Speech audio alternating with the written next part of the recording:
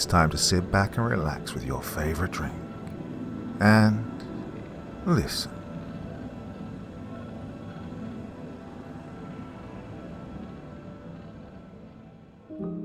In the depths of the mind, fears entwine, phobias lurking, twisting the spine, unnatural dread in shadows they hide, a haunting dance with fear as their guide. From heights to spiders and darkness deep, phobias weave their web where nightmares creep. They whisper softly in the dead of night, a symphony of terror gripping tight. Autophobia. 5 days, 3 hours, 54 minutes, and 13 seconds. I'm not one to remember my victims. In the end, they're all the same. Nameless, faceless bodies whose only reason for existence is for me to feed. Though as I stood there, watching the body swing lifelessly from the rafters, I couldn't help but feel the slightest bit guilty for the fate that befell them. It only took 5 days, 3 hours, 54 minutes, and 13 seconds for my host to finally snap and kill themselves. There's no point in lingering on the dead. I've made no connection with this human. I couldn't care less if they were dead. This, I tell myself, though, I could still feel the pain that came with their loss, same as every one of my victims who met the same fate. The warmth of their lives, the beat of their hearts, and the pulse of their emotions. That's what kept me alive and sane all these millennia. But now, with his life gone, I should move on as well. And so I turned, claws silently scraping against the hard wood floor, and I let myself out through the wall to the front of the building. Outside, the world was still turning, living and breathing all around me. Even at the dead of night, cars quietly rushed down the streets and couples gossiped and laughed as they walked down the pavements. Life still hung like a plague in the air, and all still lived their lives blissfully unaware of what had unfolded just a few feet behind me. All still remained ignorant to my existence in this world. Against the frost-slick sidewalk, a couple of humans walked together down the street. The woman slipped through my ghostly form, and I watched her shudder from doing so. What's up?" the man asked. She just smiled. Just a random shudder," she said. Well, their warmth is intoxicating, so I turn and follow them down the street. They walked for a while, talking about nothing like all humans do. They stopped at a bus stop, continuing to chat, and I stopped too. The bus came, and I followed them aboard. The couple rode on for a while, then eventually got off. I stayed aboard, and the bus rolled on into the night. What is it that made him die so fast? What did I do wrong this time? Geez, are my methods losing their touch? Or was he more unstable than I'd thought? These are the thoughts I pondered as the bus continued on its circuit, passengers coming and going all through the night. Normally when I select my victims, I look for some sort of fear or phobia in each of them. I found that when they possess at least one of these, they tend to live longer than those without, as this fear helps drive them away from taking their own lives, even if it doesn't always work out in the end. This last victim had a few phobias that were less common, and they sounded like fun tools to play with against them. And yet, as they continued with the same trend of suicide that all my previous few victims had met, well, it's not a coincidence. This I already know. But was my host a fluke, or was it something I've just done wrong? Why did he die so fast? I stopped in my thoughts as the bus engine died with a soft and tired sigh. Turning my head up, I watched as the bus driver stretched her arms up above her head, let out a yawn, and stepped off the bus. This place was less alluring, without people aboard, and so I followed her out. She got into her car and began to drive home, and I clutched to the roof as she drove. I don't have the drive to possess her. I'm too uncertain and lost in my thoughts to find my next host. For now, I'll just let myself drift. Along the wind and the winding roads, I'll find my path as I always do. I just need a bit more time to clear my head. Oh, how I wished I'd decided otherwise.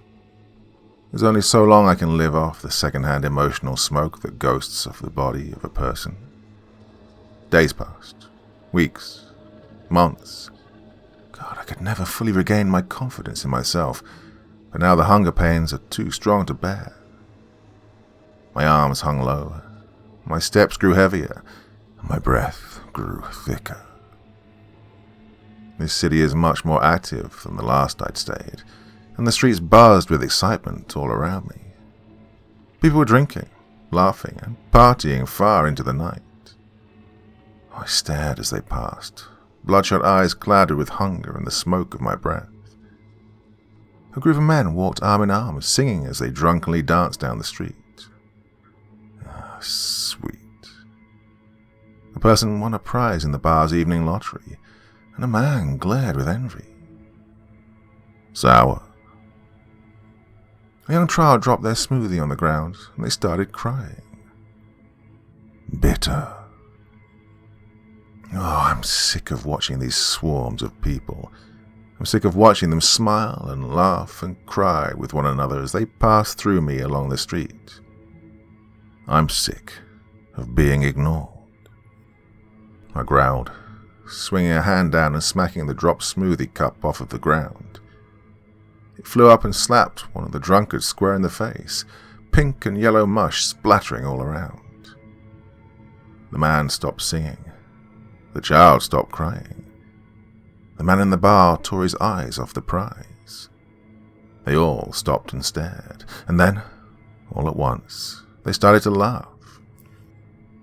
The drunkard grabbed a handful of smoothie and lobbed it at his brothers in arms, the others laughing and shielding themselves from the onslaught.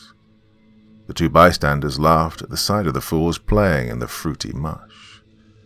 Oh, too sweet. Far too sweet. Can't take any more of this. Muscles twisted and lurched out as my wings took form on my back, and in a flash I was up in the air, far away from the laughter, far away from it all. Oh, don't be hasty. Remember, you still need them. Don't be reckless. Remember what you're after. Yes, I know what I need. I need a new host, someone I can properly feed from. I need someone young, emotional, full of life and fear. I need someone afraid of death, someone too afraid of death and the life beyond to ever dare to take their own life. Yeah, I'll start with that. I swooped down from the night sky and dove down into the suburbs outside the busy town. The first house I visited was home to an old couple. Too old to fear the end now. And so I left. The next house had a young single mother asleep with her many children. Oh, death would be a blessing in your eyes, wouldn't it? And so I left. House after house, I stopped and examined my prey. I slipped myself into their minds, peering into their souls. I learned in an instant all their deepest thoughts, what they loved, what they hated, what they longed for, and what they feared. On and on I pushed, and yet no matter how close I flew to finding the perfect victim, they all fell short of what I was looking for. I stopped before I left the last house on the street. I stood in the bedroom of a young woman, asleep with her significant other. Oh, it hurts. It all hurts. I'm so hungry I can barely think.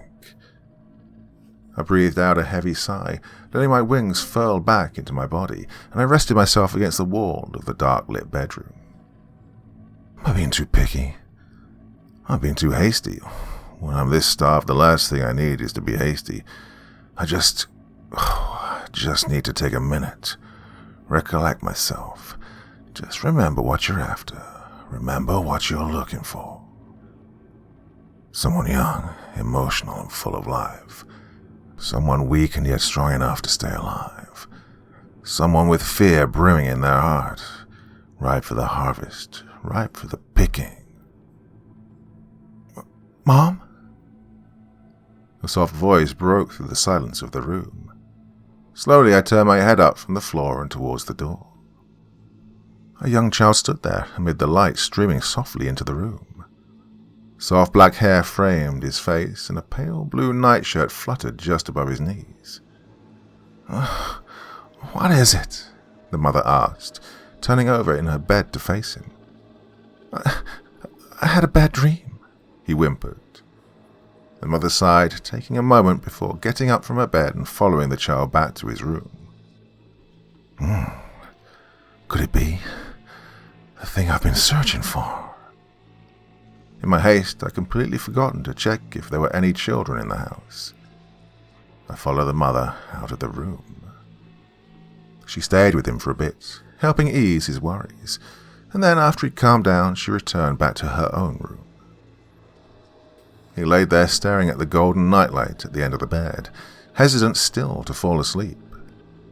I hung by the head of his bed, watching as he struggled to keep himself awake. I haven't worked with a human this young in a very long time. If I'm going to do this right, I need to have a look inside that head of yours first. Slowly I reached out and placed a palm to his forehead. He shuddered and closed his eyes at the chill, but his mental defenses were weak enough to let me in without a fight. Venophobia, the fear of veins. Trypanophobia, the fear of syringes. Asthenophobia, the fear of fainting and weakness. Dementophobia, the fear of insanity. Well, not quite what I was looking for, but this is interesting. So very interesting. Yes, I think he'll do just fine. And because he's so young, I'll have many opportunities to mold him to my needs as he ages. I'd finally found my next victim. With no further hesitation, I'd bound myself to him, and my hunger had begun to satiate once again. There were many benefits to having a younger host. This could not be denied. Younger victims had much weaker mental defenses, giving me easier opportunities to extract fear from their minds, as well as having a lower likeliness of them rejecting my influences. With their ignorant, immature minds still growing, they were also the least likely to commit suicide from any other host. Though even more than that, all of that, they're certainly much more entertaining to be around.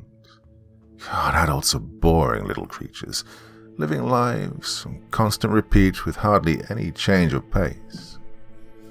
Dreams are written and shared between friends, yet they always remained boringly out of reach. Our children have so many more freedoms to indulge in and adventures they embark upon, with the toils, troubles, and anxieties of adulthood far away from their adorable little minds. A few years had passed since I'd first bound myself to this young host, and watching him grow and form new memories was an undeniably intimate and satisfying experience to share. He was more cowardly of a child than other children surrounding him, and he preferred spending his time at the local arcade and playing at his friends' homes than going on adventures or causing mischief around town.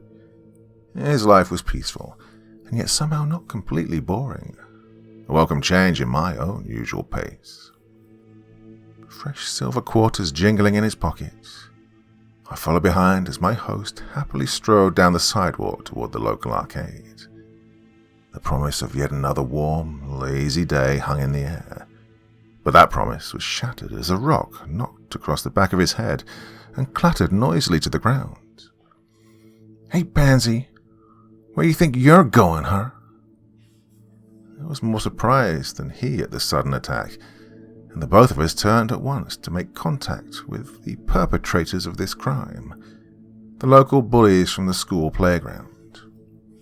5 young boys, perhaps a year or two older than him at most, sneered in sadistic glee as their prey turned to face them.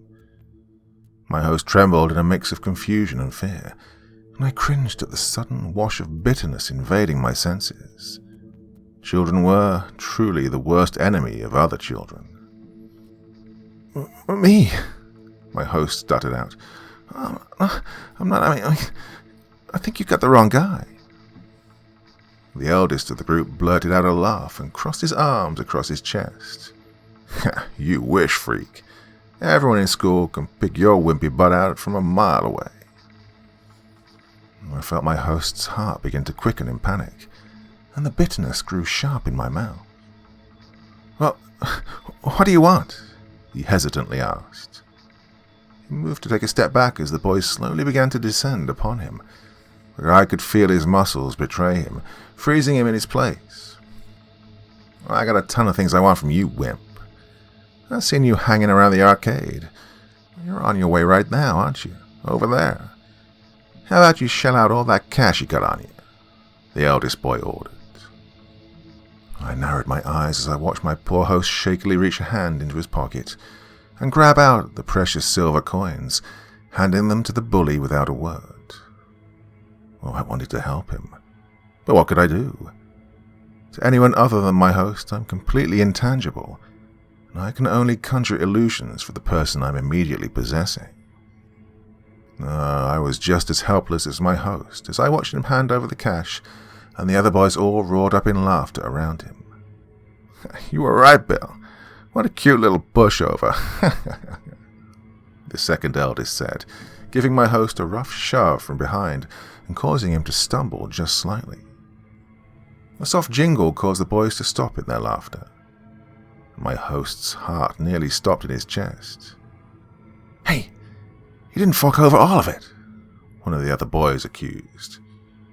My host stepped back a bit in terror, suddenly turning heel and tearing himself away from the group. "Hey, what the? Hey, don't just stand there, you idiots, get him," the eldest roared, racing after him down the street. Anxiety, panic, humiliation.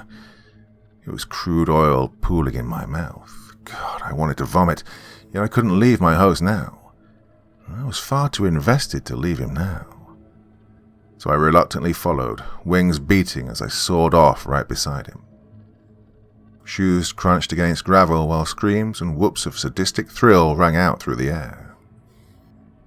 The boys' cries were a siren of demise as they chased my host all the way down the street.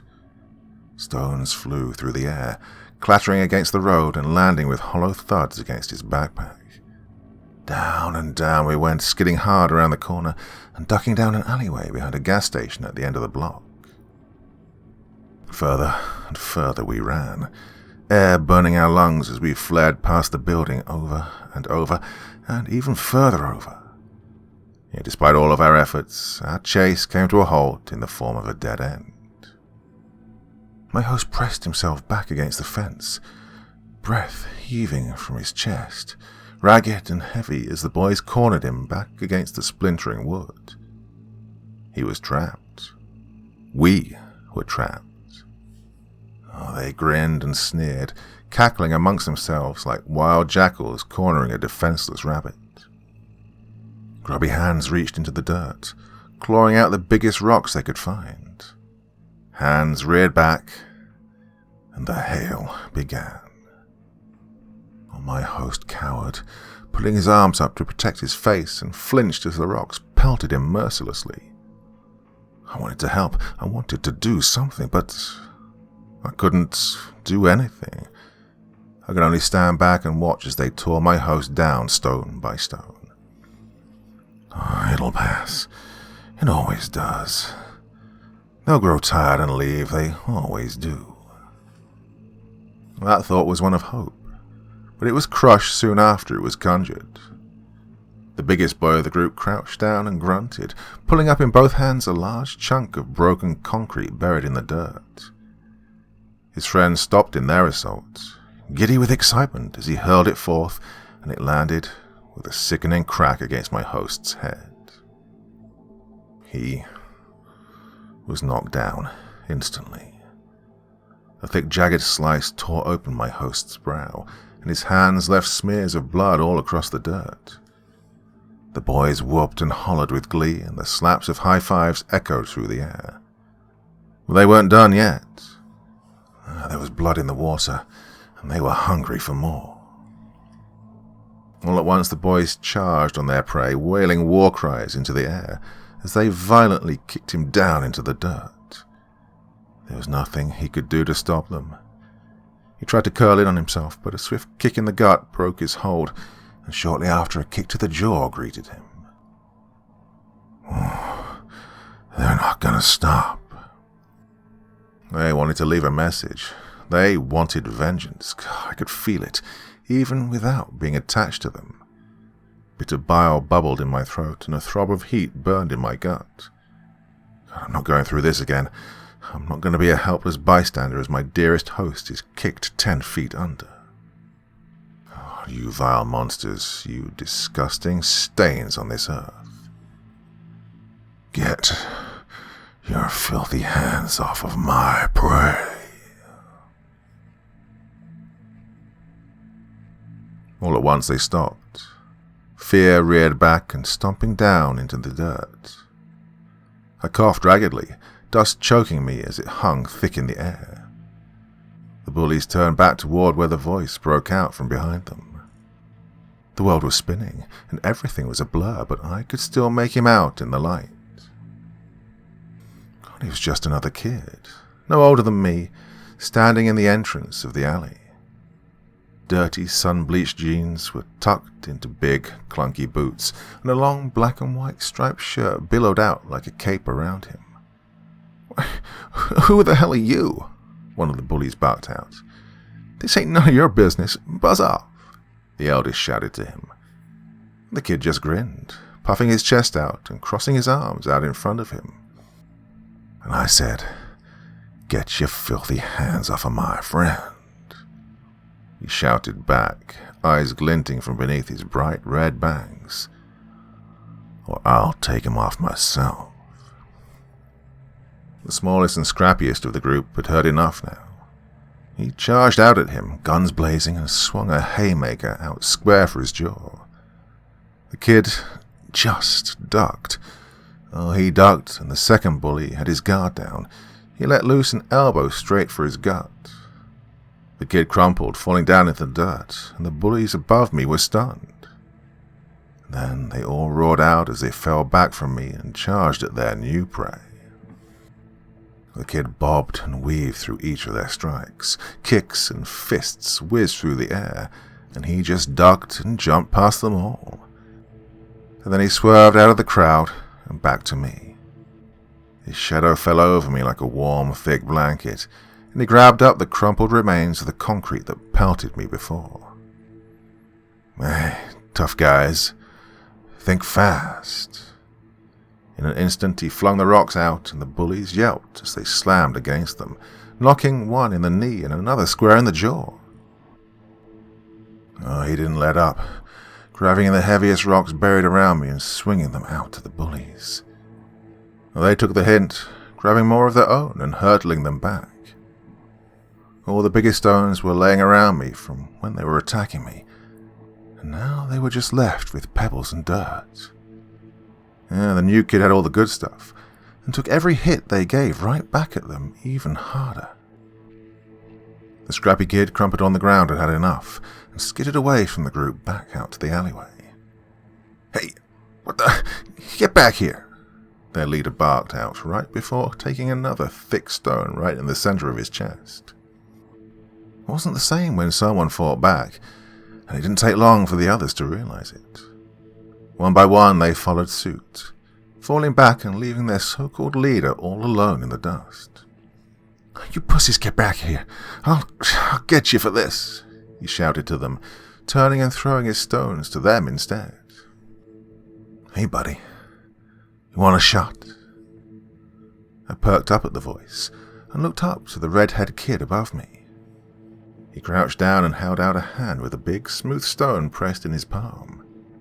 He flashed me a big, cheeky grin.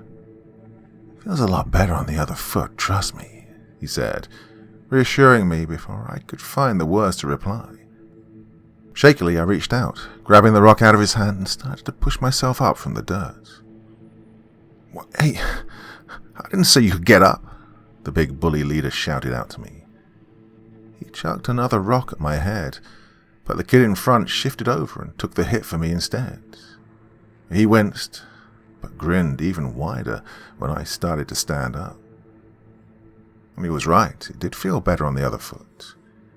Watching the bully shrink back and cower when I chucked the stone right at him was the best feeling ever. The red-headed kid laughed and grabbed up more stones, handing some out to me and flinging out the rest out alongside me.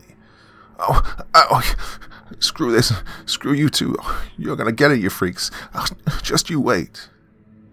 And with that, the last of the bullies skittered back and took off down the alley. Yeah, you run on back to Mama, you chicken spunk skunk. Don't you forget it. The kid hollered out down the alleyway. He then turned to me with a grin, one that quickly shrank away. Oh, shucks, I wish I'd found you sooner. God, you're a real mess, he said sadly. He pulled a small bundle of napkins out of his back pocket and reached up to rub some of the blood off of my face. I winced. Everything was starting to hurt a lot more now that I wasn't being kicked to pieces. Thanks, I said with a sniffle, reaching up and rubbing off a dribble of blood dripping from my nose. Hey, so who are you anyway? He asked me. Huh? Was all I managed in response. He just smiled as he wiped away at my brow with a napkin. I mean, I did just save your butt. I'm in your class and all, but I guess we never really met till now. So what's your name? Oh, well, Marcus, I said sheepishly. What about you? He seemed a bit surprised at the question and pulled the napkin back momentarily. Me, well, I'm Matt, he replied after a moment's thought. I sniffled again and couldn't help but smile. What was that? Did you forget your name or something for a second there? He snorted with a little laugh. Ah, shut up. I ain't all that popular. I'm not used to people asking my name either. He shouted with a grin, playfully rubbing the dirty napkin all across my face. I spluttered and put up my hands in protest, though I couldn't help but laugh a bit too. Hey, still got any change left from those bullies? Matt asked. I paused, reaching into my pocket, pulling out a few dusty coins. Only $1 left, I mumbled sadly. Matt frowned, but then perked right back up. Hey, bet them big babies are crying back home to Mama. You want to go and play at the arcade? He asked, reaching down into his pocket and grabbing out a few shiny coins of his own. I bet you could use some soda too. What do you say? I was stunned at the idea, but man, if it didn't sound fun. It was hard to stay blue with this attitude. Yeah, alright. And if they come back, we'll just beat them up again, right? Heck yeah. You and me can take them anytime, he said with a laugh. Well, it was a horrible afternoon, and I'm sure Mom would be worried sick when I finally got home. But it's hard to stay upset when Matt's around. He gave me a few of his spare napkins to help stop the cut on my face from bleeding. And after that, well, we just hung out. We walked together to the arcade down the way, and we just hung out and played with what change I had left. It was nice. Glad he came when he did. That was way too close. Too often do I foolishly underestimate the cruel nature of man. It is this once I'm thankful that my host is still so young and immature, for if he were any older, I'm sure I never would have been able to do what I just done. It takes far too much energy to take direct control of a human's body, but just then, taking those brats into my own hands was absolutely worth the cost. The broken bones, the blood, the tears, and the ever-so-delicious screams and begs for mercy will ensure they think twice before daring to touch my dearest host again. Oh, his cowardly alibi is fantastic. With it, I doubt anyone would believe he could perpetrate such a crime, even if they turn him in. And with my little illusion downplaying the damage in his mind, he'll be none the wiser and his memory is all the more innocent. Matt. It was a spur-of-the-moment decision, and it's simply a shortened version of my true name. But I suppose it'll do. And my new form, as silly as it truly is the perfect appearance for this host. Distinct, recognizable, and easy to pick out in a crowd. He'll always be sure it's me, and always know he's not alone whenever I'm in the room. So I shall be Matt in this new life of mine, and now I have a new friend. With a new role and a new life, I can expect things to get much more interesting from here on out. I've never really gotten so deeply involved in a host's life before, though I suppose it is to be expected that it would come with a few inconveniences. Many years have passed since that day, and my alibi has remained secure since day one. Marcus's mother believes I'm simply an imaginary friend, at the most having been invented to help him cope with the trauma of that day. She tells any of his friends this theory when they ask, even though the psychiatrists say otherwise. Well, they believe I'm just a hallucination, just another part of the schizophrenic symptoms he's been experiencing since I first came along. Well, whatever explanation satisfies everyone, I suppose. Even as he grows older and wiser, even as he gains a few other real friends, Mac continues to remain the most important person in his life. By day, I'm just another teen involved in his life, while at night I feed off his mind with my illusions and nightmares. And so through the years I stay, growing as he grows and changing as he changes until the time comes when I think he might be ready. I've never made a pact with a human before, as all my previous hosts never interested me enough to do so. But these disgusting medications that Marcus is given hinder my abilities, making it harder for me to do my job. My powers have become almost completely useless during the day, and only during the night, while he sleeps, am I now able to properly use them. Keeping this human form requires too much energy for my powers to be weakened. I cannot allow them to cut me off any further, lest our connection be severed completely. Here, son, this is a slightly higher dosage than before, but I'm certain it'll help. Take 2 a day, 1 in the morning and 1 in the afternoon, and let me know if you experience any side effects. I've come too far to be locked out now. I've spent too much time, made too many attachments, and felt too many emotions.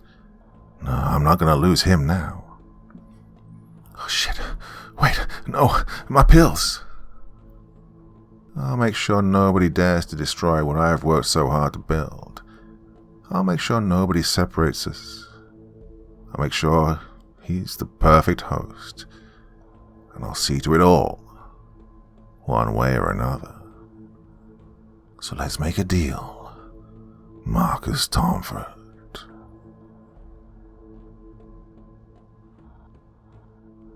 Dementophobia. Tick, tock, tick, tock. Easy does it. Easy. Tick, tock, tick, tock. There's nobody there. There's nothing there. It's all in your head. Tick, tock, tick, tock. It's all in your head. You're safe. You're safe. Finally, I slowly released the deep breath I was holding onto, and I opened my eyes. The room was cloaked in a warm curtain of black, only the faint glow of my lava lamp shining through and breaking its grasp around me. Sunlight was barely beginning to stream into my room from my window, and soon enough the rest of the darkness would die as well. I sat up in my bed, dark blue blanket sliding off from me as I left their comforting embrace. I didn't want to get up yet, but at the same time I didn't want to stay in either. I wanted to go back to sleep, and after that nightmare I couldn't even if I tried. Tried rubbing my clammy palms over my eyes, rubbing away the remaining hold sleep had over me. These dreams are getting worse, I thought to myself with a groan. I shifted over and pushed myself up, pausing for a moment before finally getting up out of bed and clicking on the light above my head. The shadows hissed and slithered away. They skittered and crawled all across the room, their amorphous bodies slipping under every nook and cranny, and their claws scraping the walls as they scrabbled away into their dark sanctuaries. All was quiet, All was calm. I was safe. I breathed out a soft sigh of relief. I stretched my arms above my head as I scuffled across the room to the mirror propped against the back of my dresser. Neck-length charcoal hair, greying prematurely at the roots, falling over the left side of my face messily from the hysterical wake-up. Lightly tanned skin, bright aqua eyes with prominent dark circles running along underneath them. Marcus Tomford. Same guy I always was and always will be. And every day I had to look. Every day I had to be sure. If I didn't, I was sure that one day I'd wake up and see a different pair of eyes staring back at me from this mirror. But for now, the paranoia fled as well, and I smiled ever so slightly. Though that feeling of ease never stayed in the mornings. The shadows were always restless, and I could see their eyes glaring at me from under my desk in the mirror. I suddenly whipped around, scrambling back against the dresser with a loud clatter. But when I turned to face the phantom plaguing my vision, it was gone. Another day, another hallucination. Should have been used to it by now. Shouldn't still be scared, especially when this happened every single day. Ever since I was a little kid, I was plagued by these demented hallucinations. I'll see dark figures following me at night from the corner of my eyes. I'll feel the wash of hot, heavy breathing from hungry shadows lurking over my shoulder. And at night, I'll hear the soft hisses and growls of the shadows as they squirmed against my bed, waiting to snatch me up in an instant.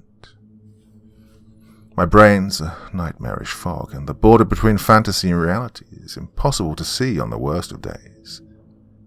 I have to take medication to try and prevent them from overcoming my senses, and I can't even sleep anymore without a light on and some kind of white noise to fill in the painful silence of my room at night. The pills only lasted so long. Once I hit puberty, their effects got weaker and weaker on my body. I was becoming immune to them, and that realization came with one even more horrifying. If I stop taking my pills now, the nightmares will only be even stronger than they were before. This was a thought that kept me awake at night. The thought that even with how bad they were now, that they could be twice as bad if I didn't fight back at all. I put my hand to my chest, feeling my heartbeat finally starting to calm back down. I breathed out a deep, tired sigh as I pushed myself away from the dresser. The quicker I got ready, the quicker I could take my meds and get rid of those visions for the day. I hastily threw on my usual garb, red t-shirt, my favorite black camouflage hoodie, a pair of long, dark red jeans, and a pair of bright red white sneakers. I still had plenty of time before class, so now, for the most important task, get my pills. I opened my door and I turned my gaze down to the deep, disturbingly dark hallway that my room was connected to. My blood ran cold just at the sight of the vast emptiness of dark space before me. Phobia, the fear of voids or empty spaces. Phobia, the fear of darkness. Two of the many great fears that consume my being every day of my life. I uneasily shifted my gaze up to the door across from my bedroom. The bathroom. Safety. Swallowing back the butterflies fluttering up from my stomach, I quickly darted across the hall over to the door opposite of my room. My movements were sharp and frantic as I gripped the knob of the bathroom door. But the knob wouldn't turn. My breath caught in my throat and panic took over. The darkness was hungry. The shadows wanted blood. I could feel the wash of their serpentine breath ghost across my skin, and I could hear their claws scraping against the carpet as they clawed their way towards me. Slower. Closer. Faster. Ever faster. Frenzied. Hungry. Click. The door flew open, and I went with it. A strangled gasp escaped from me as, from the corner of my eye, I made out the blur of a mangled black mass of flesh, barely skimmed past the back of my knees. A hungry, warped snarl escaped from its lips as I slammed the door shut behind me. Lights on, door closed. It's gone. I'm safe. I need my meds now. My body was still trembling from the narrow encounter, and my hands fumbled with the mirrored doors on the medicine cabinet. I reached inside and grasped the bottle tightly in my shaky hands, twisting the cap off and letting it clatter down into the sink carelessly. I then quickly overturned the bottle to let the small pellets rain into my palm. It's fun when you try to run, Marcus. Hot breath ghosted past my ear. I jumped and whirled around, immediately dropping my bottle in my panic. But the minute I looked, whatever monstrosity was there behind me was now gone. Wait, my pills. As quick as I was to return to the overturned bottle, and as fast as I tried to scrabble at the pellets rolling down the drain, I wasn't fast enough. Down they went. Every last one of them. Gone. What now? I didn't know what to do. I stood, trembling and terrified as I stared at the hollow drain. This is exactly what I feared most. It's exactly what I try to prevent every day and night. But now the day's here. Yeah, they'll come back now, and even stronger than ever. I couldn't move. I couldn't even breathe. In that very moment, time had stopped altogether. I was frozen and nothing could thaw me from my place. I clenched my eyes shut tight. I couldn't let this happen. I had to force myself to swallow down the anxiety rising up in my gut before it sent me into hysteria. I slowly looked to the bathroom door beside me. Dare I open it? Couldn't I just stay in here until my mum goes to the doctor and gets me a refill? I contemplated this for a moment, combing my fingers uneasily through my long greying hair. Finally, I firmly gripped the knob of the door and twisted it. Light from the bathroom streamed out into the hallway. Nothing was there. I sighed, heavier than ever out of sheer relief. The sun was starting to really shine in and chase away the last of the shadows now. A small smile cracked over my face as I clicked off the light to the bathroom and closed the door. Maybe I really was safe. Maybe my fear of it all was just in my head. I can only hope at this point, I guess. The rest of the morning went smoothly. No issues or breaks in its usual flow at all. My mum woke up, drove me out to school, and it was back to business as usual. Tick-tock, tick-tock.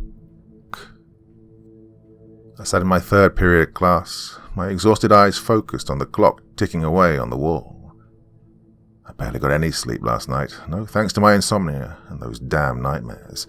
And no matter how hard I tried, I just couldn't focus on the class, even though it was my favorite class of the day. I needed something to wake me up. I flicked open my notes and started reading from the one bookmarked page in the spiral. A list of common human phobias. Nosleep, arachnophobia, autophobia, batophobia, bogophobia, catastrophophobia, claustrophobia, coimetrophobia, dementophobia.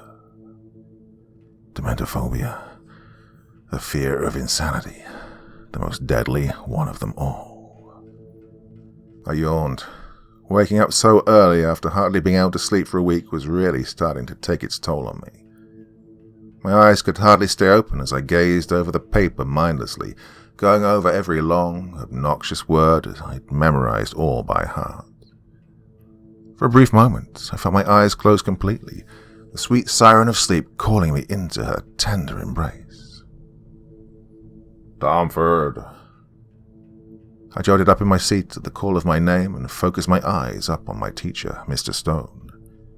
He glared at me, pointing accusingly with his ruler in hand. I can see you nodding off over there. Don't think I don't see you. I scratched the back of my head sheepishly.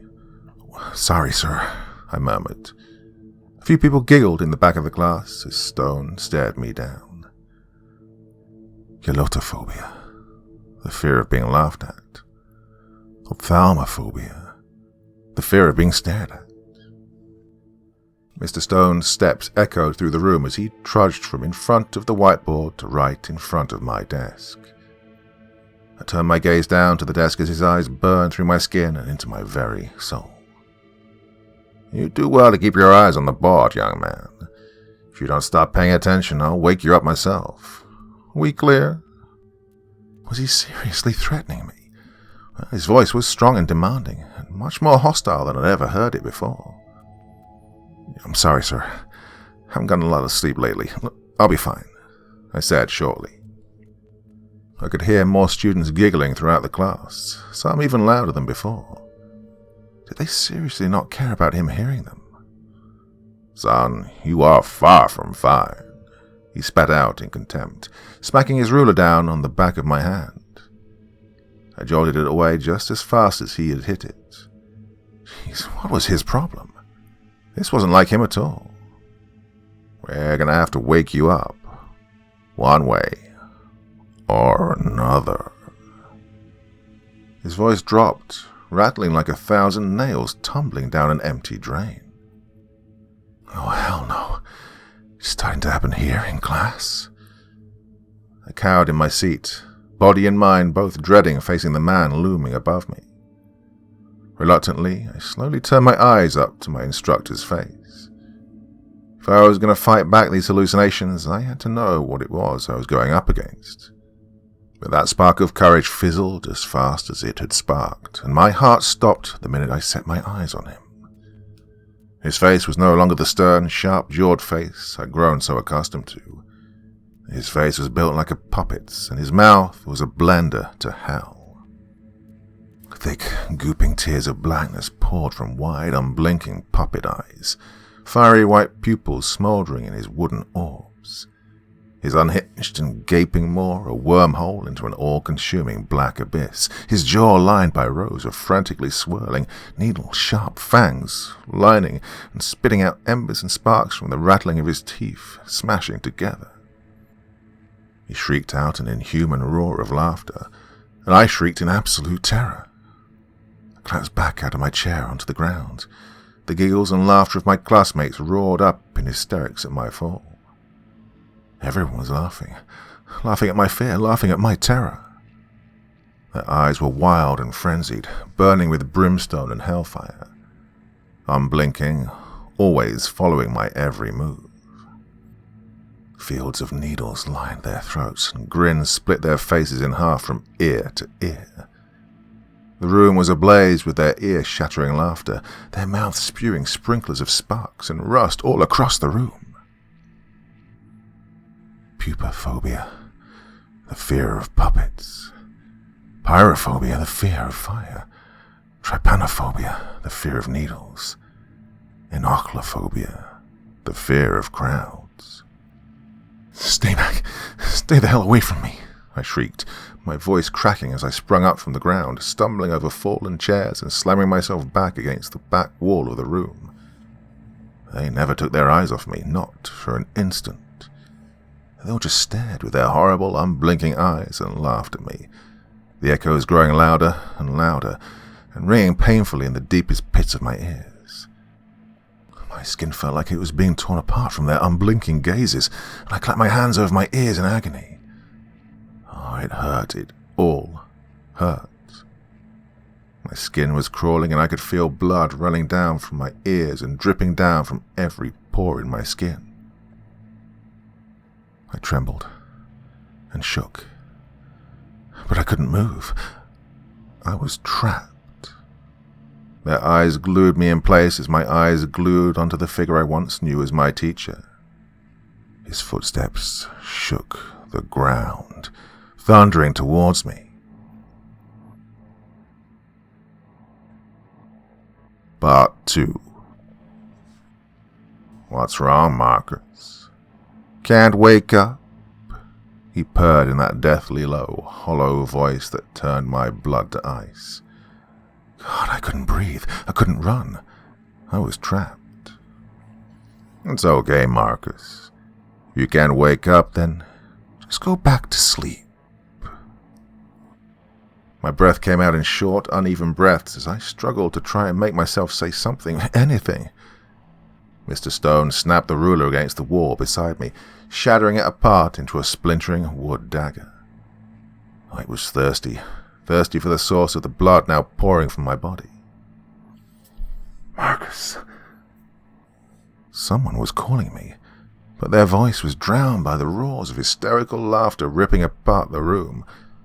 All I could do was try and force myself to form words as Mr. Stone took a hold of the ruler with both hands and positioned it up over his head, down at me. No! Marcus Tomford, wake up! My eyes snapped open wide and a sharp gasp escaped from my lips. Breath rushed into my lungs and I coughed roughly in pain. I could still feel the fresh blood in my lungs, and I could still feel the pain of the splinters driving into my chest. But nothing was there. Mr. Stone was gripping onto my shoulders from above me, the entire class pressed around in a choking circle around us. Their previous laughter was replaced with soft murmurs and hushed whispers. Claustrophobia, the fear of confined spaces. Let me go. Get away from me. I thrashed back against the death grip of my teacher and kicked wildly to try and get back and away from the crowd. Give him some air, damn it. Leave him alone, you bunch of vultures. One kid started violently shoving back some of the kids crowded around me, breaking apart a nice chunk in the crowd until Mr. Stone shot a deadly scowl to the rest of the room. Back up unless you all want after-school detention, he barked. That threat quickly scattered the remaining kids choked around me.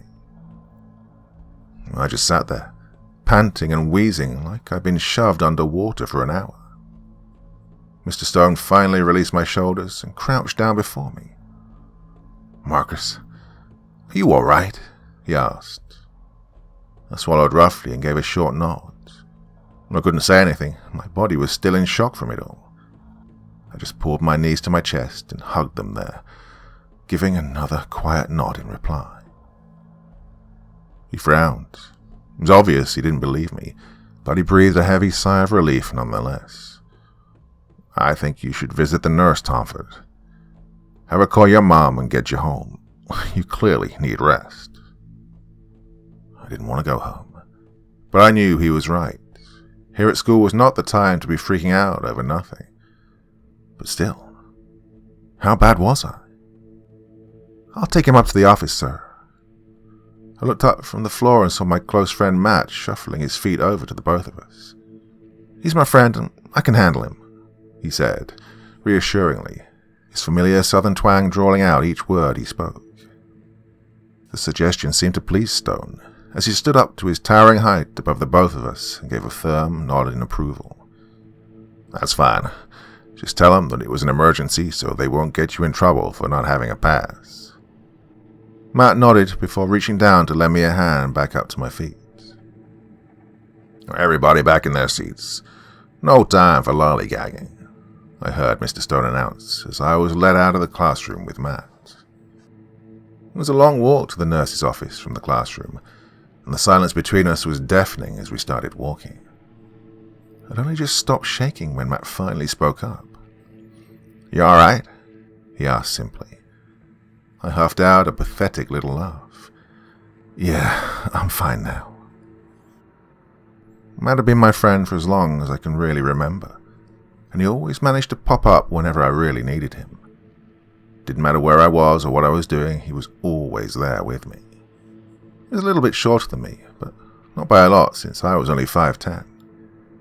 He somehow has natural bright cherry red hair, cut short with long parted bangs that completely overpowers his dull grey-green eyes. He always wore this black and white striped shirt underneath a pair of dull, faded overalls and a pair of dusty brown boots. Well, he stuck out like a sore thumb in the crowds, and yet all the same, somehow nobody seemed to pay him any mind other than me. What happened back there? I asked as we turned around the corner. Matt laughed awkwardly and scratched the back of his head. Well, you kind of fell asleep in the middle of class. Stone was trying to wake you up, but you wouldn't budge. Then you just kind of jumped out of your seat and started stumbling around the class like a crazy person. You were screaming and covering your ears and finally fell over a desk. You kind of just rolled around on the ground for a bit till Stone finally brought you back to us. So, he trailed off, grinning wildly with a shrug. Yes, you kind of broke the school record on the crazy scale. Well, sounded about right considering how much my head hurt at the time. I'd felt like I'd gone head-to-head with an angry rhino and lost. Oh, great. So now people are going to be gossiping about me up and down this place. Matt snorted a laugh. Like they didn't already. Don't sweat it. You only got 1 year left anyway, so who cares, right? He reassured me, giving me a hearty pat on the back. I rolled my eyes, but couldn't help but smile right back. Yeah, you're right on that. Thanks, Matt. Any time, but hey, next time you have a full-scale freakout, can you do me a favor and not hit me in the face on the way down? Oh, man, it's not my fault you have such a punchable face. Well, next time I'll hit you back twice as hard, so don't mess around, dick. We then shared a good couple of laughs as we finally made it to the office. Times like this were much more bearable when he was there with me. Tick, tock, tick, tock. The air was uncomfortably quiet and still as I sat waiting for the nurse to arrive in the office. The soft shuffling of staff was barely a whisper past the door, and the only company I had was a small clock ticking away on the desk. The silence was beginning to get to me. The lights of the room were blindingly bright, and the shadows around me were deep and dark. I could hear them, feel them breathing. They pulsed like the heart of a beast, and all their millions of breaths washed across my skin. Soft patters of feet skittered across the floor. Small whispers and giggles in the shadows tickled my ears. They were watching me, laughing and sneering at my fear. God, I could feel their eyes burn into me from every angle. Autophobia, the fear of being alone or of oneself. No, stop it. This isn't the time for this. I clenched my eyes shut tight and took in one long, shaky breath. Oh, my heart was pounding in my chest and it was getting harder and harder to breathe. None of these are real. Nothing's there. Everything is fine. It's all in your head. Now, quick, what's the full value of pi? Name down all the phobias you know. Something, anything. Just think about something else. Oh, and I bit my lip, trying with every fiber of my being to focus on anything else. But no matter how hard I tried, I couldn't drive my attention away. God, even now I could still hear the sound of that echoing, hysterical laughter from back in the classroom. It rang in my ears, crawling up my skin. The click of the door opening brought me reeling back to my senses. The nurse slowly shuffled into the room, and with her presence the visions and sounds immediately faded away. "Hello there, dear. You feeling at all better?" the elderly nurse asked in her honey-sweet voice. My body immediately relaxed at her comforting tone. "Better than I did earlier," I lied. She just smiled softly and moved over to sit at her desk. "Oh, I'm glad to hear that. I'm going to check you out for any injuries in a moment, okay? Just need to fill out these first from the front desk so they know you'll be leaving early." "That's fine, ma'am. Thanks." And with that, she sat herself down and I looked away to distract myself once more. Tick, tock, tick, tock. The minutes seemed to drag on forever as she scratched at her paperwork with her pen. I looked around the room, glad to see that the shadows were back to normal once again. Their voices and whispers had died away as well, but the longer I sat and the longer the silence dragged out, the more I began to feel uneasy all over again. The nurse took her dear sweet time as she looked from her computer screen, down at the papers before her, and back again. I could swear that she glanced over at me when I glanced away, and her hands jittered erratically, frantically, as she wrote. God, what's her problem? Was it something I said? "She's waiting, Marcus." I froze. A deep, dark, bone-chilling voice echoed through my head. It stopped my heart in sheer terror, and my blood ran cold in my veins. I slowly moved my eyes up from the floor to the nurse at her desk. But there she was, still scratching away at her papers, as though nothing had happened. "She's waiting for her moment, Marcus. She's gonna take it the moment you let your guard down. She's gonna kill you." God, that voice. I swear I know that voice. "She's gonna kill you, Marcus. You can't let her take the chance. You have to kill her before she kills you." What is this thing? What the hell is it talking about? I clenched my eyes shut tight and covered my ears. Familiar or not, this was insane. I wasn't about to kill some harmless old woman, and she wouldn't kill me either. The voice chuckled, low, teasing, and so painfully familiar still. I could feel those eyes on me again, the invisible eyes of the shadows that burned into my soul. I could hear the voices again, too, whispering, laughing, louder, inching ever painfully closer towards me. "Oh, sweetie, is everything all right?" My eyes snapped open, and I leapt back in my seat at the sound of the nurse's voice. She stood there right before me, looking at me in concern. My cheeks burned in embarrassment, and I slowly moved my hands off my ears. I'm sorry about that," I coughed out, darting my gaze away from hers. The nurse just sighed and stood herself upright. "Oh, please try to relax, dear. Your mother will be here soon, then you'll be able to go home," she patiently reassured me. "Will you be all right until then?" I held up my arms before me defensively. "No, really, I'll be fine, ma'am. I'm okay now, I swear." She stared at me for a moment, as if trying to see if I were lying, and then smiled softly. "Oh, just to be sure, let me get something for you. I have a feeling it'll help." She shuffled over to a door off to the side of the room and clicked it open. I craned my neck to look past her into the closet, and I froze at the disturbing contents that were hung and stacked inside. Vials of unlabeled fluids, syringes of all sizes, splints and castings, and even a bone saw was dangling from a nail on the door. She looked back and just laughed at my disturbed expression. "Oh, I used to work in ER in a hospital, sweetie. So in case of emergencies, I have all necessary supplies for any kind of quick mend." Well, I guess that makes sense. She turned her back on me and buried her nose in the shelves of the closet, blocking my vision from seeing inside any further. I felt uneasy and flicked my eyes back to the shadows of the room. They were back, and their bodies pulsed even stronger than before, throbbing like the pulse of a man desperately gasping for breath. All over again, I could feel the sting of their eyes burning into my skin. A hot wash of breath billowed over the back of my neck, and my entire body tensed. You see, she has everything she needs to commit the perfect murder right in there. Oh, don't wait, Marcus. Act.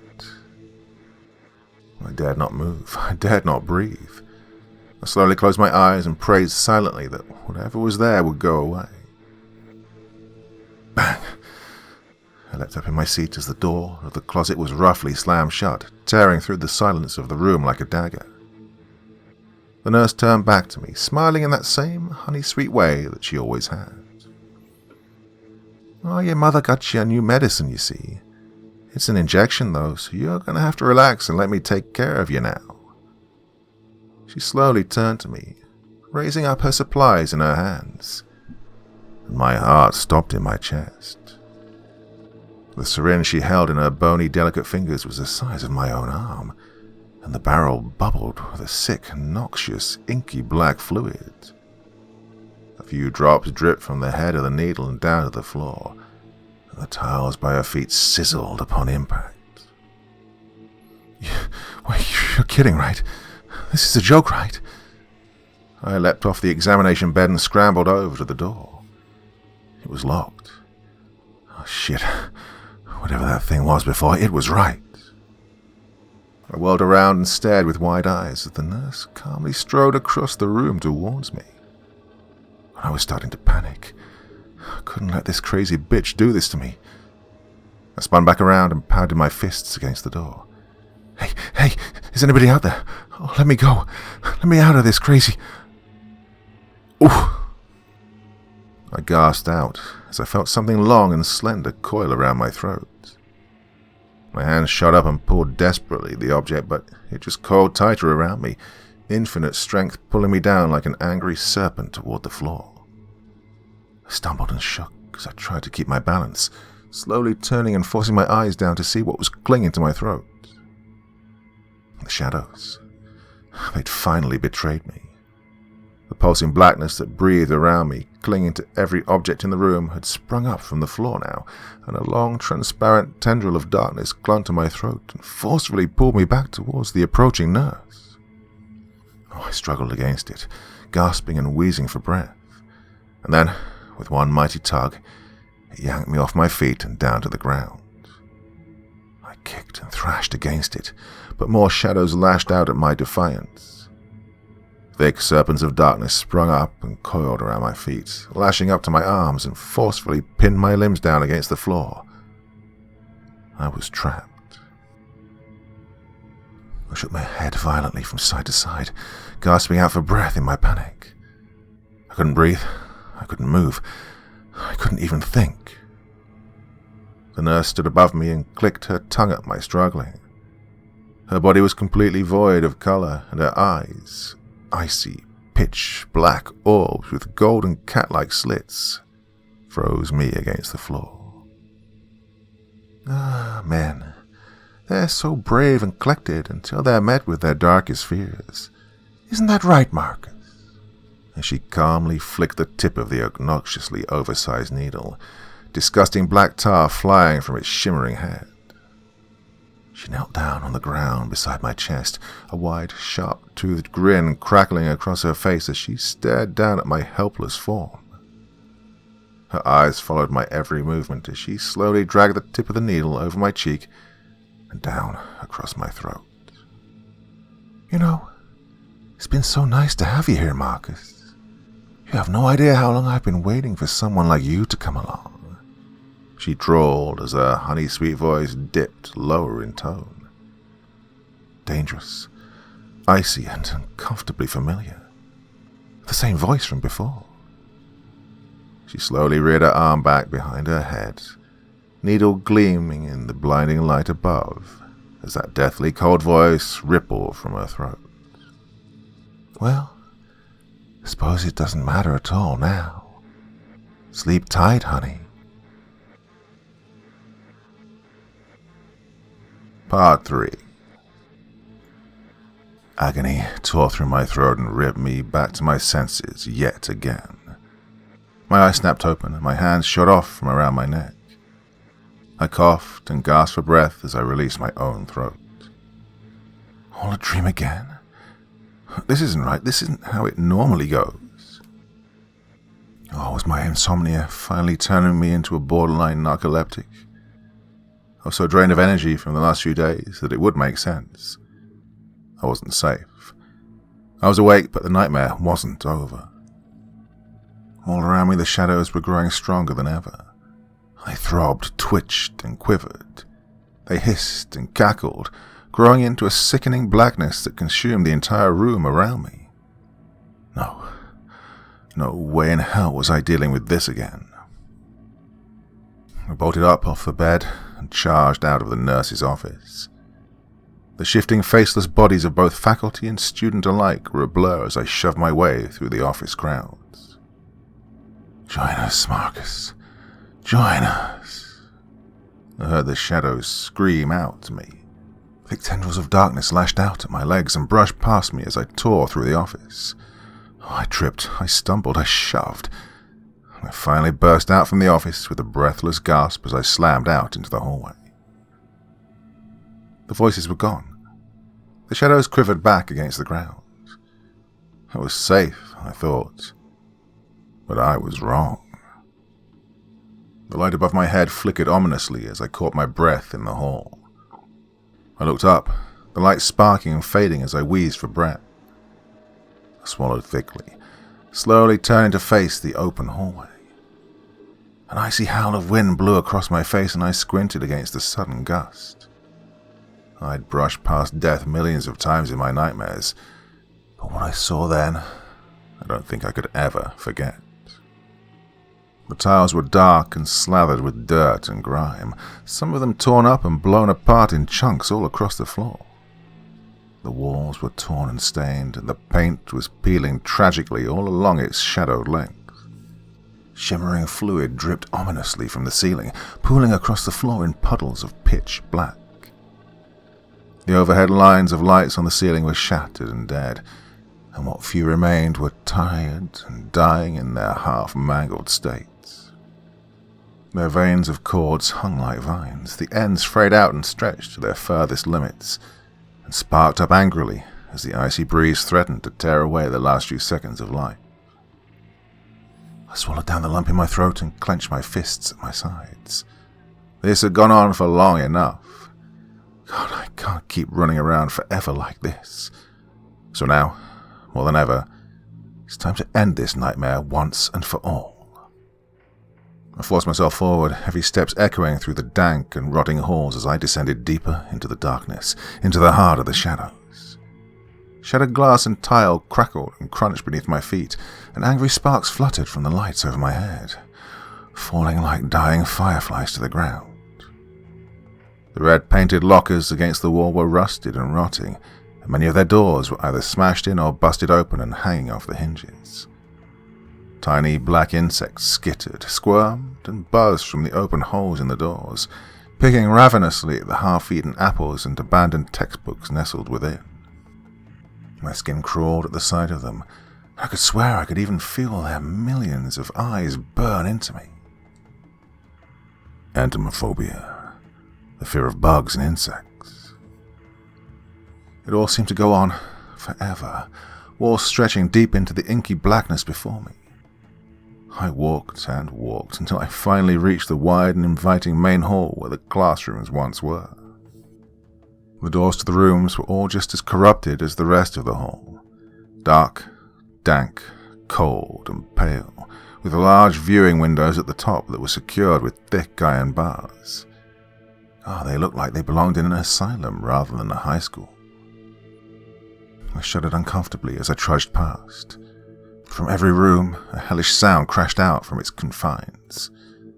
The loud rattling of change, the screech of claws against metal, the loud wails of tortured souls in agony echoed and rang in melodic discordance all around me. I gasped in surprise as bloodied hands suddenly lashed out from between the bars of the windows, clawing at me in a frenzy. I had to keep my gaze ahead and away from the windows. I knew I couldn't handle whatever I would see inside. But then, as I passed one of the last few doors, I heard something that made me freeze in mid-step. A small, weak groan of pain echoed out from the last room in the hall. That voice. I definitely knew that voice. I clenched my eyes shut tight and I slowly turned toward the room. And as I opened my eyes to look through the window in the door, there he was. Matt, my best friend. There he was in that room in front of me, crumbled on his knees in a pool of blood. His arms hung uselessly above his head as thick, snake-like chains coiled around his wrists and throat and pulled them both skyward. Dark, dried blood stained their links and the brutally mangled flesh of his wrists and throat, while deep slashes and vicious lacerations were torn all across his body, dripping beads of fresh, brilliant crimson down to the floor below. His head hung limply before him, and his long cherry-red bangs matted together and curtained across his shadow-cloaked face. I couldn't look away from the horrible sight. I knew it wasn't real. It was all in my head. But seeing him so battered, so barely clinging on to life, it made my eyes water and my throat clench in agony. Marcus. My eyes widened as he shifted against his chains, their tired rattles echoing across the room as he slowly picked his head up to look at me. God, he looked so tired, as if he had trained to keep his eyes open to look up at me. He smiled. He smiled at me. Hey, buddy, he wheezed out softly, his voice rough and strained as he both spoke and breathed. I was looking for you. You doing all right now? I couldn't respond. I just stared in mute horror as he shuddered and roughly coughed up fresh splatters of blood all across the floor. Yeah, I ain't doing so well myself, eh? Hey. Matt laughed softly. He forced his head back up to face me, gritting his teeth in pain as dark red blood dripped down his chin and splattered to the floor.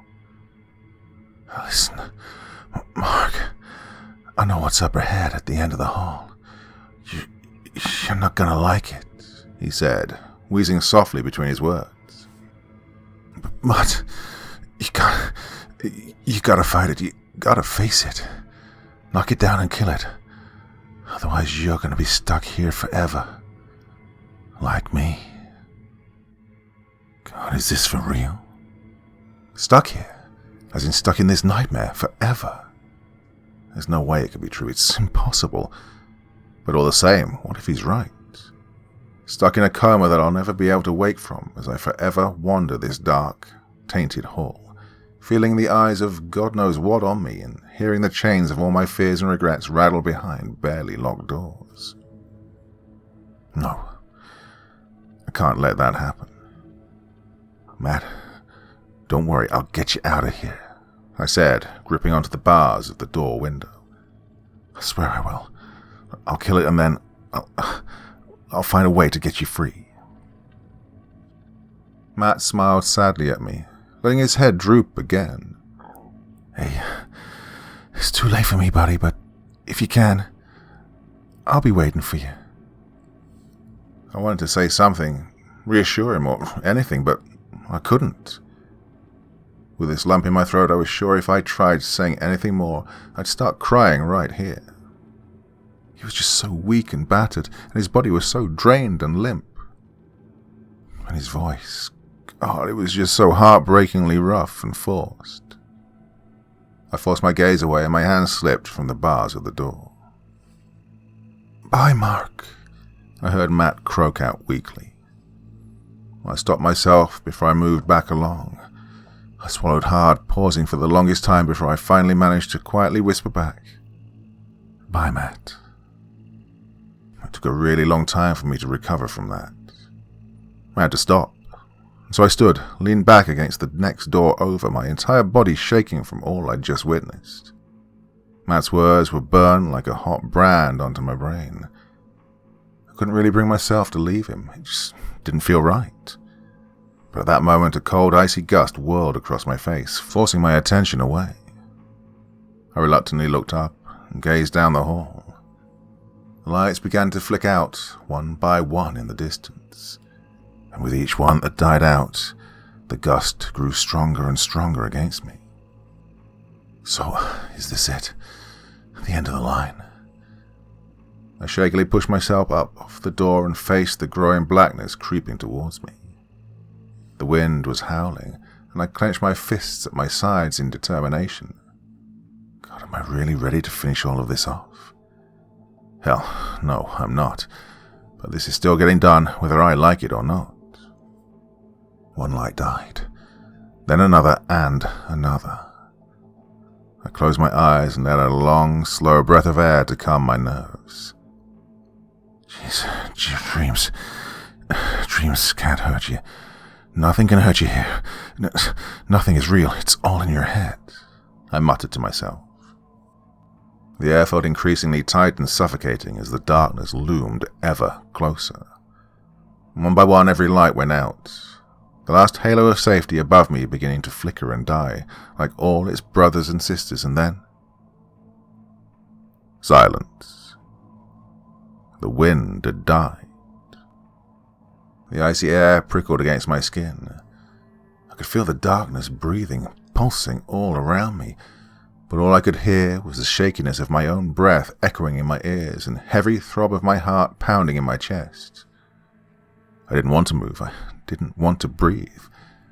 The final boss was here before me, and I knew that if I moved now, it would get me. I didn't stand a chance. But even with this knowledge in my head, I slowly opened my eyes, ready to face it all. I yelped, leaping back a full 10 feet at suddenly seeing a pair of eyes right in front of my face. But what I saw when I moved back startled me even more. A mirror? A tall, round, full-body mirror with perfectly pristine glass and a dull bronze frame stood before me. It was otherworldly perfect, and it even seemed to glow softly as the tiles around its front were barely visible with light. Everything else around me was nothing but blackness, a thick, choking, inky blackness that loomed around me like an all-too-warm blanket. And in the reflection of the glass, it was me. Just me. What the hell is this? Where are the demons and the monsters? Where are the giant puppets with creepy baby faces and needles and anything scary? I barked out into the void. Oh, come on. I know you have it in you. Come on, bring it on.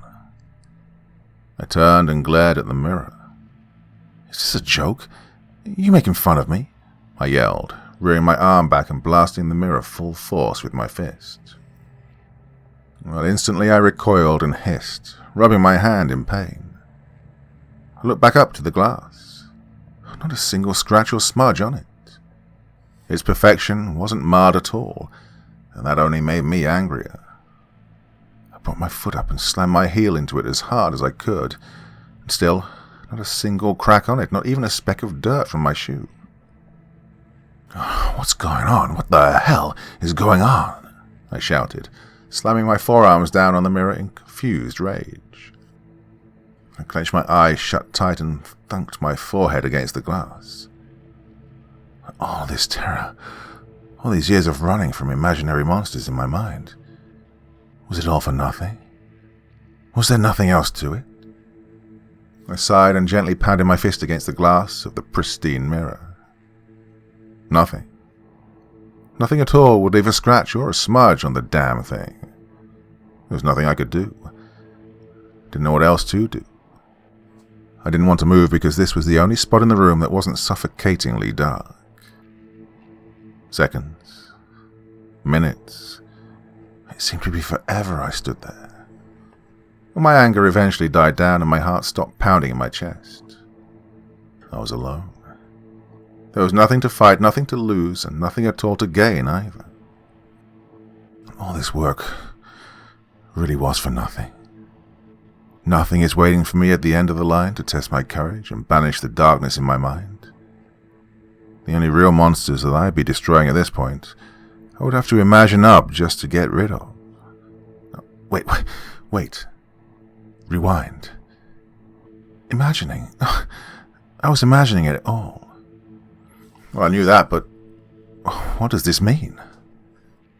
I opened my eyes and looked up into my reflection's eyes. I was alone. Alone with myself, my thoughts, and this reflection. This reflection. Fear. Phobias. Fear is only there if you make it there. The phobias. Achluophobia, arachnophobia, autophobia, batophobia, bogophobia, cataphophobia, claustrophobia, coimetrophobia, enochlophobia. Goodbye. Matt said goodbye. I said goodbye. He was always there when I needed him, never asked for anything in return. People never teased him when he passed by. They never said anything to him, not even my other friends. They never even brought him up when he wasn't around. And I had almost every class with him, too. Gelatophobia, hatophobia, hematophobia, petophobia, hypnophobia, kinophobia, nebulaphobia, necrophobia, nicotiflophobia, nicotophobia, ophthalmophobia. I clenched my eyes shut and pressed my face harder against the glass of the mirror. From under me, I could hear a soft cracking at the seemingly unbreakable glass. My medication. I took it without question. I never even looked it over out of curiosity. I took it blindly just because I was told to, because I was told it would help. Mom never said anything when I went to get refills at the store, and she never harped on to me to take them every day either. Parasitophobia, pneumatophobia, Dementophobia, pupophobia, pyrophobia, schiophobia, cephalophobia, Autophobia. Matt never left my side. We'd hang out all the time. And he was in a shambles when I saw him. A mirror. Myself. Darkness. Nothing was here except for a mirror. No monsters. Nothing at all. Just myself and this mirror. Just myself and this reflection. Thanatophobia. Xyrophobia. Zeusophobia. Zoophobia. All the phobias I know. I'd studied them for months. I know them by heart. But I'm always missing one. I'm always forgetting one. Just one. What was it? Another larger crack pricked at the mirror. Part 4. A mirror. No creatures of nightmare. I was left alone in darkness. Alone. Matt was alone and broken. I can feel this glass breaking now. But nobody really ever responded to him. He never talked to anyone else. Unbreakable. I imagined all my nightmares. Fears can be made by imagining fears. Matt was always there for me. Always there. Crack. A crack and snap.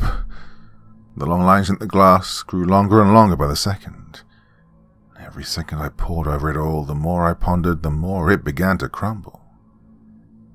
I imagined all my nightmares. Oh, did I imagine all my fears? They only affected me when I thought about them. But I was diagnosed. All my diagnosed phobias, I imagined them all. Every time I got killed, Matt was in chains. He was all broken and bleeding. We said goodbye. Matt. The cracks in the previously pristine glass now reached over towards the edge of the frame. Branch after branch crackled across its length. A single tiny fragment chipped off and fell to my feet. Fear.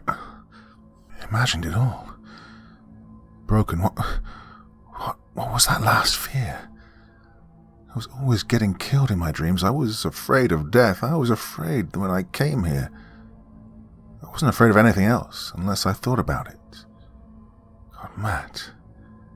Did I imagine it all? Detained. Derailed. No. What was the one I always forgot?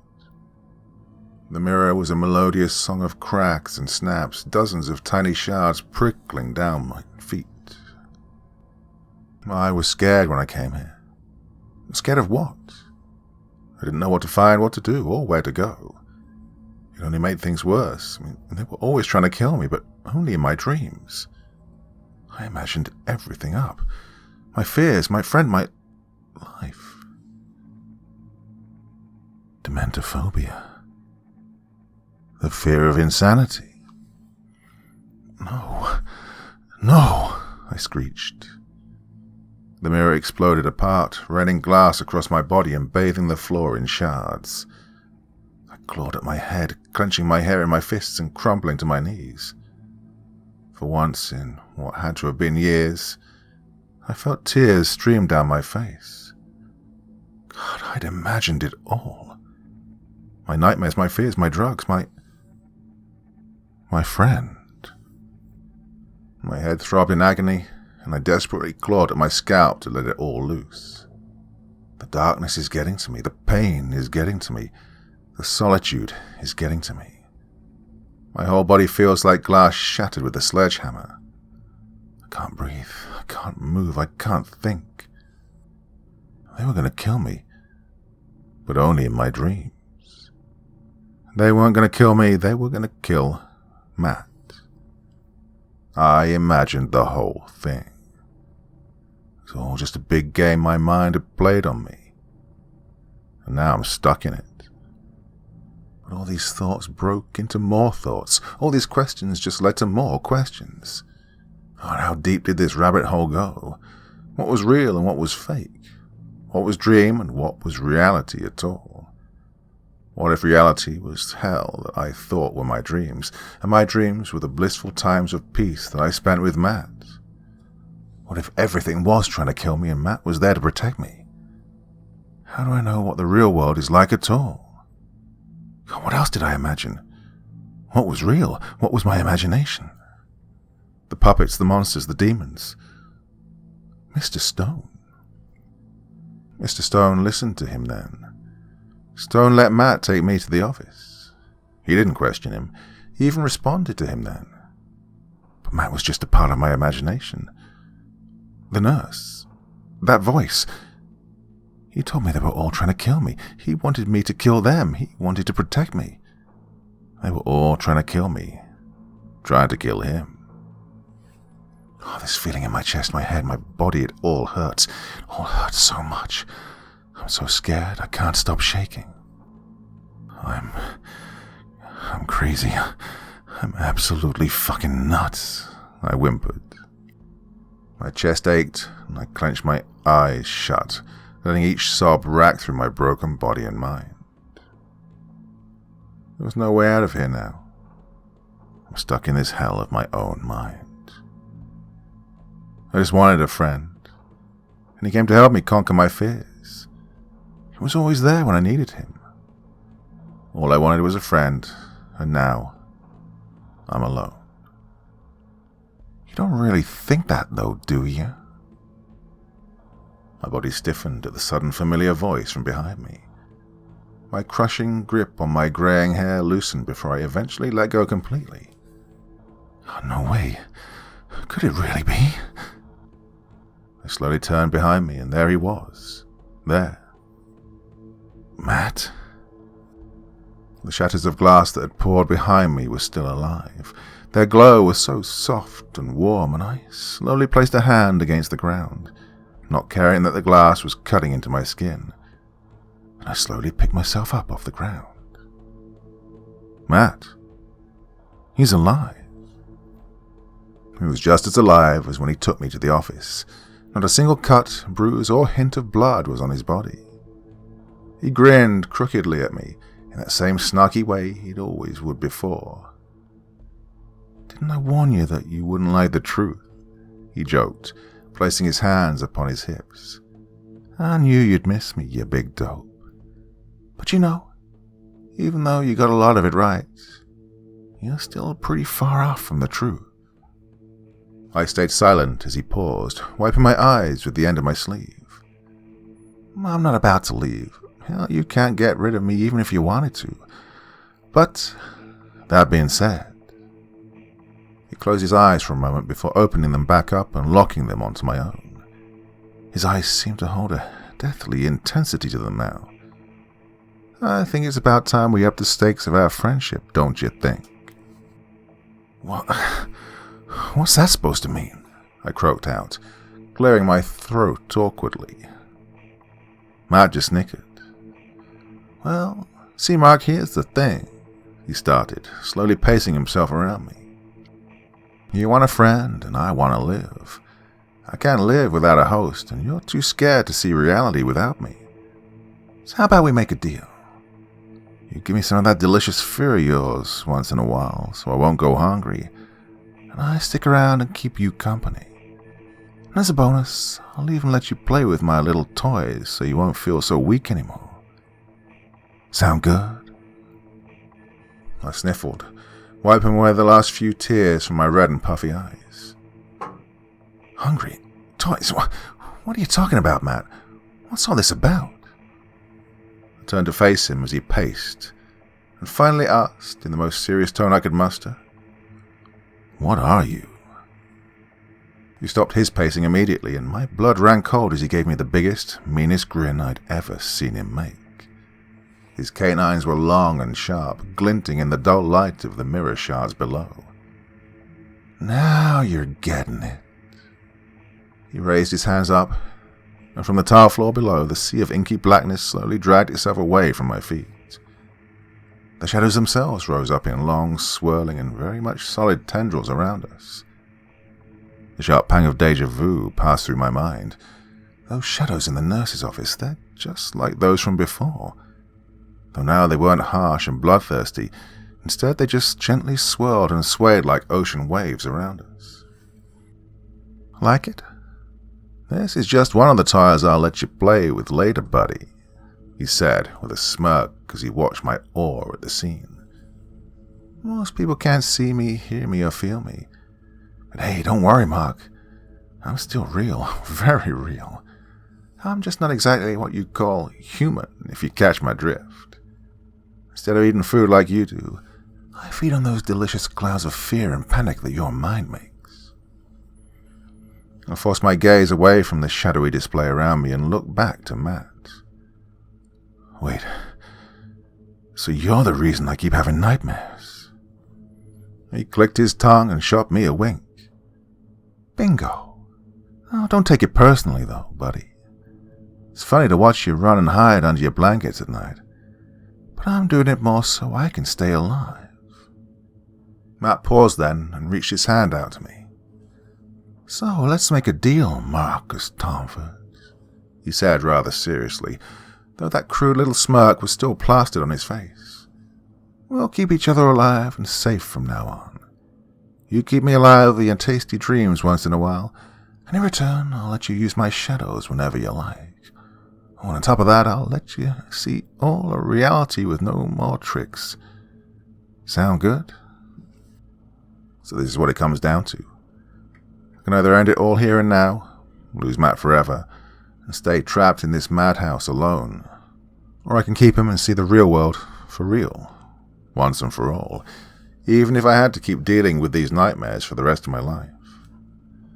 I looked from his fierce gaze down to his hand, and now I could see small wisps of foggy shadows dripping off his skin. I don't know if it's safe to say this anymore, but he's still my friend, and if it's true that all he wanted to do was stay alive, is it really so wrong? Fine. You got your deal. Those words, those 5 simple words, were our binding contract as I reached up and clutched his hand. Matt seemed a bit surprised at first as I actually reached out to shake his hand, but then that wicked grin spread back across his face once more. "Pleasure doing business with you, buddy." All at once, the shadows around us swarmed down upon me. They washed up and crushed down on my legs, swirling over my body like a sea of angry serpents. Panic flooded through me, and I tried to pull myself away, but Matt's vice-like grip kept me held in place. I stared at him in a mix of horror and betrayal. He didn't say anything, just grinned. Slowly, he raised his arm up, with 2 huge, needle-like tendrils of shadow growing up behind him. Slowly they rose, and seeing them only sent me into further panic, and I tried desperately to pull away. "Now, do me a favor, Mark, and don't blink."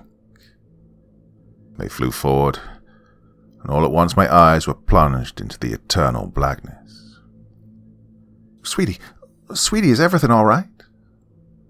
My eyes snapped open, and a sudden rush of air ripped into my lungs. The nurse jumped back in surprise as I reawoke. "You okay?" she asked, concern now laced deep in her voice. Yeah, I just had a bad dream," I mumbled.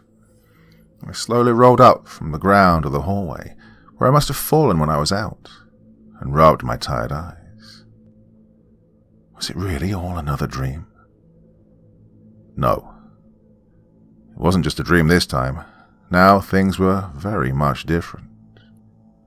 In every corner of the hall, I could see the shadows pulsing with life, under every locker and shoved-aside chair, and under the both of us, in its depths, they calmly pulsed and breathed.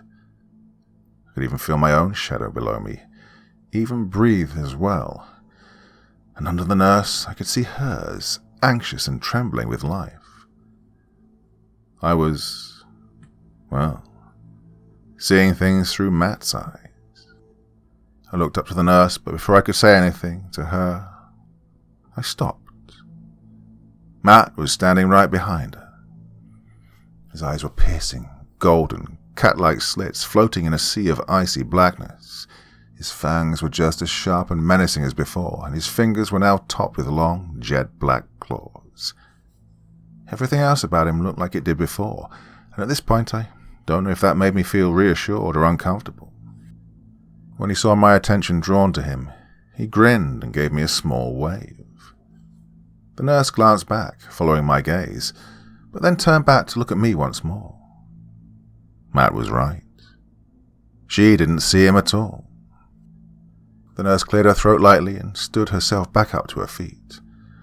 Well, I spoke to both your doctor and your mother, dear, and I have some medicine that should help with your little, problem. But unfortunately, it's an injection, so I'm going to have to get some things before I can give it to you and let you go home, okay? She kept her gaze away from mine. She must have seen that there was something different about me now.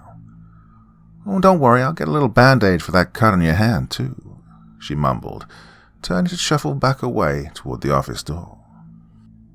Marcus, Matt said, drawing my attention back to him. His gaze was intense as he stared the nurse down from behind. He narrowed his eyes, grinning cruelly as he lifted his hand up into the air towards the door. I followed his hand with my eyes and saw the thin shadow of the doorknob slither up into the lock.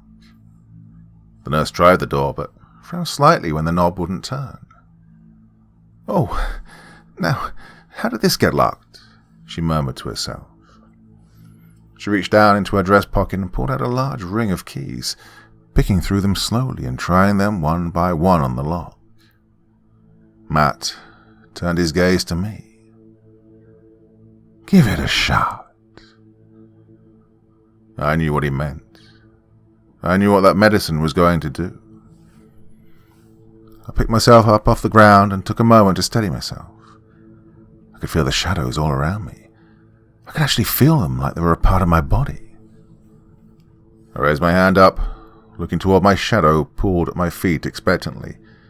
It slowly slid along the pale tiles to the nurse's feet. God, it all felt so natural. I twitched my fingers up and the shadow plucked up from the ground. It wiggled, it twitched, slowly rising up and hovering menacingly above the distracted woman's head. Here. I stopped and looked back to Matt beside me. He held out a long, jagged piece of glass. It was a piece of a broken mirror. I grabbed onto it, looking down blankly to its shiny surface. And it was there that I saw it. It was there in that reflection that I saw what I had become. My eyes were no longer the bright aqua they once were. They were now the same dull grey-green that Matt's once were. My face was void of all expression, though I could feel a small twitch at the corners of my mouth. I looked up from the shard of glass and towards my new enemy, and a small smile curled across my face. It felt familiar, and yet not all my own. I'm not afraid anymore. Even as darkness flies and screams ring out around me, I won't be afraid again. What was there to fear? I've already become everything I'd ever really feared in the beginning. Dementophobia. The fear of insanity.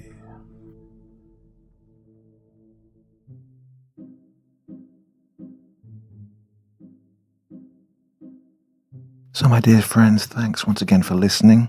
I've been quiet for a little bit now. That's because I had to quickly fly out to Istanbul to see my father-in-law before he sadly passed away.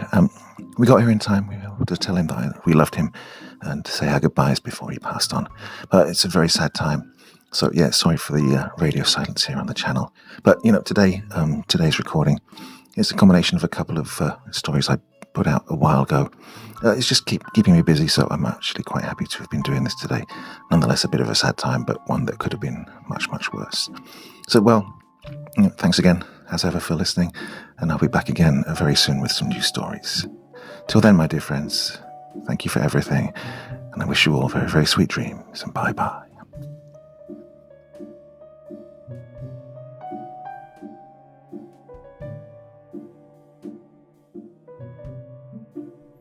Thank you so much for taking the time to listen to this story today. Really means a lot to me and to the author of the story, of course. Well, if you want to know more about me, I'm pretty much everywhere on social media. You can find me on Facebook, Twitter, Instagram. You can download my music on SoundCloud. I've got a Patreon if you feel like. Throw me $1 or $2. Very much appreciated. And of course, on Reddit, I have a place where you can leave stories if you want me to read one that you've written. Well, hoping to see you all again very soon. Till then, sweet dreams, and bye-bye.